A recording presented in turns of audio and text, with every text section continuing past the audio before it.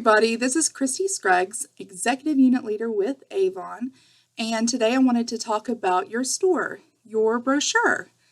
This, as a business owner with AVON, is your storefront, so therefore you want to make a good presentation when you're handing out your brochures, and you want to make sure that all your information is included on every brochure that you hand out. I have an example here of a brochure that I'll be giving out to my customers today. As you can see, it's a complete little package. I have my AVON brochure, I have a Mark Magalog, and also inside I have a Hot Looks Cool Savings brochure and an outlet brochure. Now, not all of my customers will receive the same pamphlets inside of their AVON brochure. What I like to do is order just a few outlets each campaign, and I spread them around. So, one customer will get it this time, another customer will get it a different time. It just kind of depends on which book I pick up whenever I'm going into their place to deliver. I always like to include a Mark Magalog with all of my AVON brochures because you have a lot of customers who've tried AVON in the past and they have a stereotype of it and they say, well, I just can't wear AVON makeup. I say, well, that's great because I also sell Mark, and Mark is completely different than AVON. So I want to make sure that you see a Mark Magalog and see if there's anything in here that you'd like to purchase. And I have a lot of success with Mark because I do include a Magalog with each of my AVON brochures. And on the back of every brochure, you want to make sure that you put your contact information because you want your customers to be able to get a hold of you. So this should be one of the first things that you do whenever you get your brochures. I like to use labels. It's a 2x4. That's what I find fits best onto the back of my book. I like to include my name, my phone number, my email, my web store, my Facebook information.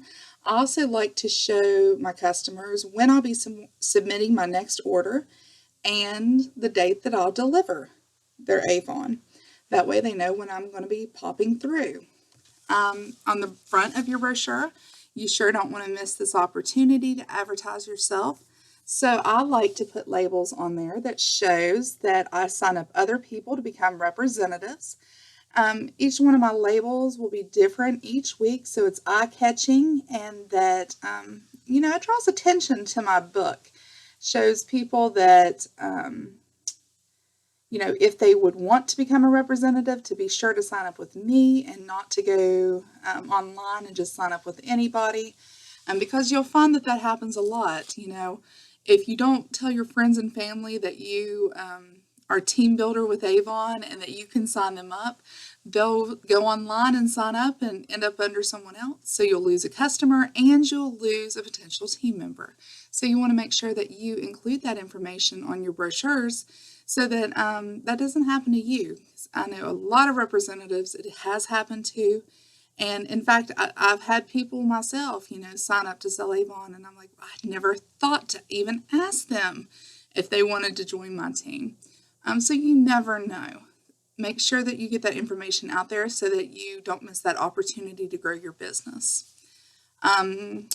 Also, make sure each one of the little pamphlets that you include inside of your brochure has your contact information on it as well, in case your book gets separated from the pamphlets.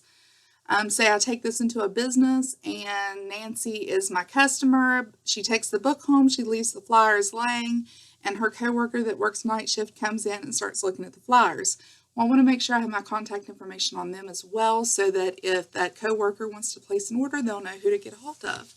And on these, since I was doing this video, I just decided to stamp them with a stamper that I had gotten from Vistaprint several years ago. And I used to do all my brochures with a stamper. I have a bigger stamper somewhere that I've not been able to locate for this video, but it had all the information that's on the label.